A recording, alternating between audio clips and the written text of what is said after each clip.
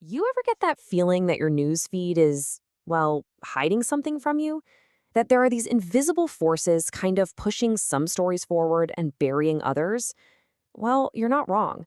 Today, we are pulling back the curtain on the unseen editors of our digital world.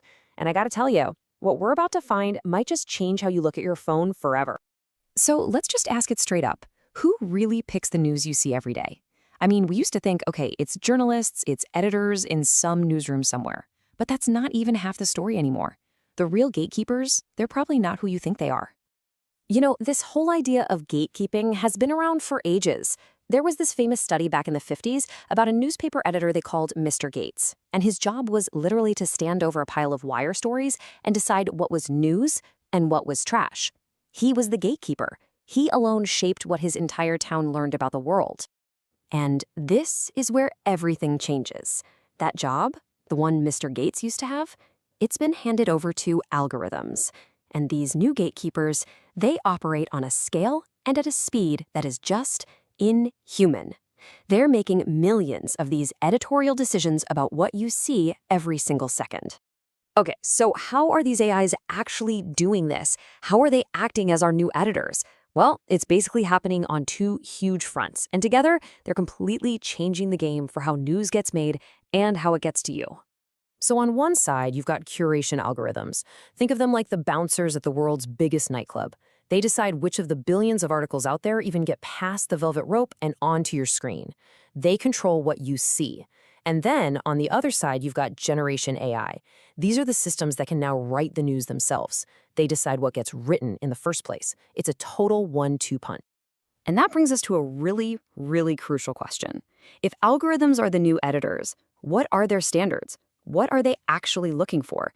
Because, spoiler alert, it is not the same thing a human editor cares about. This quote from the research just nails it. There's this mismatch, this massive clash between the values that have guided journalism for decades and the cold, hard numbers that these AI systems are built to chase. So the old roles, right, they were all about human judgment. An editor would ask things like, is this important for people to know? Is it relevant to our community? Is it fair, balanced, and accurate? These are values designed to create an informed public. Now, look at the new rules. The algorithm is not asking about public significance. It's asking, will this get a click? How long will a person stay on this page?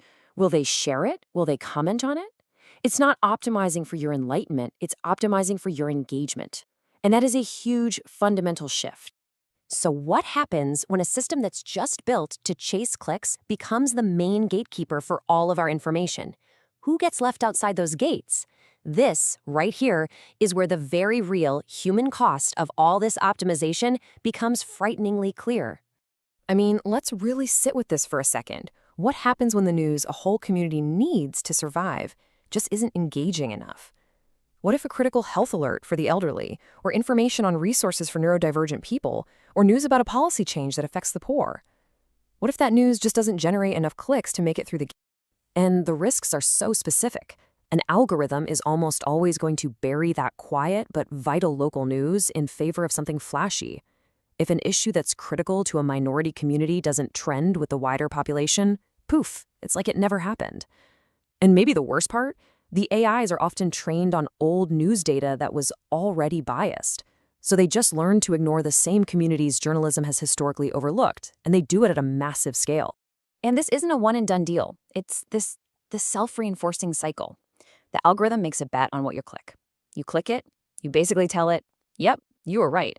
So it doubles down, showing you more of the exact same stuff. And slowly, anything outside of that pattern just vanishes. The news that challenges you, the news that's complex, it becomes invisible. So it's easy to just want to point a finger and say it's the algorithm's fault. But the truth is, it's a lot messier than that. We're talking about a whole network of control here. Yeah, gatekeeping isn't some simple top-down decision anymore. You have to imagine it more like a giant interconnected web where power is shared and sometimes fought over by lots of different players, both human and machine. This chart here, this is the new map. You've got the big platforms at the top, building the whole system. They unleash the AI gatekeepers. But it's not a one-way street. The algorithm is constantly being pulled in different directions. It's trying to hit its metrics, but then you have human editors who can still step in and tweak things. And then there's us, the users, sending all these signals with our clicks and our shares. It's this big, complicated dance before anything ever reaches your screen.